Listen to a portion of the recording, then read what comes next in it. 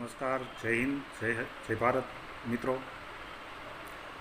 હાલ પહેલગામ હુમલા પછી દેશની બોર્ડર ઉપર એક જાતનું યુદ્ધના ભણકારા વાગી રહ્યા છે કે પાકિસ્તાન અને તેના આતંકવાદીઓને કઈ રીતે આપણે એટલે કે આપણી સરકાર જવાબ દઈએ એના માટે હાલ સમગ્ર સેના અને સમગ્ર તંત્ર અત્યારે મથી રહ્યું છે. ત્યારે બહુ દુઃખની વાત છે કે આપણે આપણા આંતરિક પ્રશ્નો, અંગત પ્રશ્નોને લઈને દેશના અને રાજ્યના અનેક ભાગમાં હાલ અંદરો અંદર વાદ વિવાદમાં પડી રહ્યા છીએ.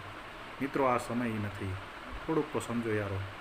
થોડેક ટાઈમ આપણા અંદરો અંદરના પ્રશ્નોને ભૂલી આપણે સૌ અત્યારે ફક્ત એક જ વાત, એક જ વસ્તુ અને એક જ વિચાર કે ભારત માતાના સમર્થનમાં આપણે બધા અંદરો અંદર એક જ છીએ અને કોઈ પણ જાતના આપણો અંદરો અંદરનો મતભેદ છે તો તેને અત્યારે પ્રદર્શિત ન કરીને ભારતની સેના માટે તેમજ ભારત સરકાર અને તંત્રના મનોબળને મજબૂત કરાવે તે રીતનું માનસિકતા દાખવીને હાલ સોશિયલ મીડિયા હોય કે કોઈ પણ જગ્યાએ આપણે આપણા વિચારો, આપણું વર્તન એ રીતનું કરીએ જેનાથી આપણી દેશની સરકાર અને દેશની સેનાનું મનોબળ વધે તેમજ ક્યાંય પણ આપણી અંદરો અંદર વચ્ચેના કોઈ પણ મતભેદો બહાર કંઈ દેખાય નહીં એવી સૌ સામાન્ય જનતાને હું પ્રાર્થના કરું છું.